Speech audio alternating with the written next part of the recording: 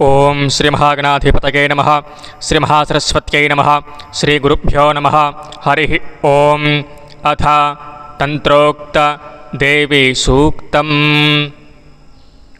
ओं नमो देव्यै महादेव्यै शिवायै शततं नमः। नमः प्रकृत्यै भद्रायै नियताः प्रणताः स्मताम्। रौद्रायै नमो नित्यायै गौर्यै धात्र्यै नमो नमः। ज्योत्स्नायै चेन्दुरूपिण्यै सुखायै शततं नमः। कल्याण्यै प्रणतामृत्यै सिद्ध्यै कुर्मो नमो नमः। नैरृत्यै भूभृतां लक्ष्म्यै सर्वाण्येते नमो नमः। दुर्गायै दुर्गपारायै सारायै सर्वकारिण्यै ख्यात्यै तथैव कृष्णायै धूम्रायै शततं नमः। अतिसौम्यातिरौद्रायै नतास्तस्यै नमो नमः। नमो जगत्प्रतिष्ठायै देव्यै कृत्यै नमो नमः। या देवी सर्वभूतेषु विष्णुमायेति सप्तिदा नमस्तस्यै नमस्तस्यै नमस्तस्यै नमो नमः। या देवी सर्वभूतेषु चेतनेत्यभिधीयते नमस्तस्यै नमस्तस्यै नमस्तस्यै नमो नमः। या देवी सर्वभूतेषु बुद्धिरूपेण संस्थिता नमस्तस्यै नमस्तस्यै नमस्तस्यै नमो नमः। या देवी सर्वभूतेषु निद्रारूपेण स्थिता नमस्तस्यै नमस्तस्यै नमस्तस्यै नमो नमः। या देवी सर्वभूतेषु क्षुधारूपेण संस्थिता नमस्तस्यै नमस्तस्यै नमस्तस्यै नमो नमः। या देवी सर्वभूतेषु छायारूपेण संस्थिता नमस्तस्यै नमस्तस्यै नमस्तस्यै नमो नमः। या देवी सर्वभूतेषु शक्तिरूपेण संस्थिता नमस्तस्यै नमस्तस्यै नमस्तस्यै नमो नमः। या देवी सर्वभूतेषु तृष्णारूपेण संस्थिता नमस्तस्यै नमस्तस्यै नमस्तस्यै नमो नमः। या देवी सर्वभूतेषु क्षान्तिरूपेण संस्थिता नमस्तस्यै नमस्तस्यै नमस्तस्यै नमो नमः। या देवी सर्वभूतेषु जातिरूपेण संस्थिता नमस्तस्यै नमस्तस्यै नमस्तस्यै नमो नमः।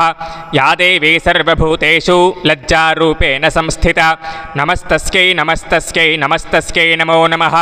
या देवी सर्वभूतेषु शान्तिरूपेण संस्थिता नमस्तस्यै नमस्तस्यै नमस्तस्यै नमो नमः। या देवी सर्वभूतेषु श्रद्धारूपेण संस्थिता नमस्तस्यै नमस्तस्यै नमस्तस्यै नमो नमः।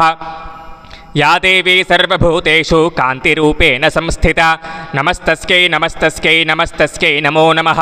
या देवी सर्वभूतेषु लक्ष्मीरूपेण संस्थिता नमस्तस्यै नमस्तस्यै नमस्तस्यै नमो नमः। या देवी सर्वभूतेषु वृत्तिरूपेण संस्थिता नमस्तस्यै नमस्तस्यै नमस्तस्यै नमो नमः।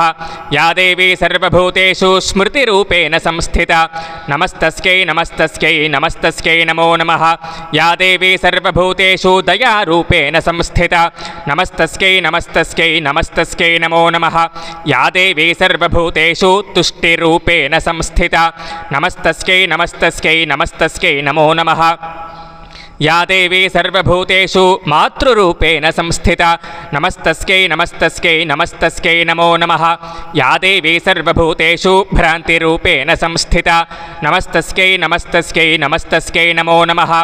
इन्द्रियाणामधिष्ठात्री भूतानां चाखिलेषु या भूतेषु सततं तस्यै व्याप्त्यै देव्यै नमो नमः।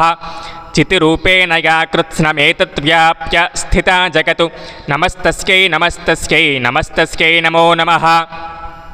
स्तुता सुरेः पूर्वमभीष्टसंश्रया तथा सुरेन्द्रेण दिनेषु सेविता करोतु सा नः शुभहेतुरीश्वरी शुभानि भद्राण्यभिहन्तु चापतः।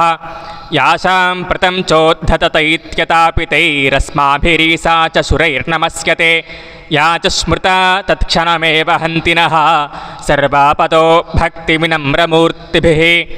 इति श्री तंत्रोक्तदेवी सूक्तं संपूर्णं। सर्वे जनाः सुखिनो भवन्तु। लोकाः समस्ताः सुखिनो भवन्तु।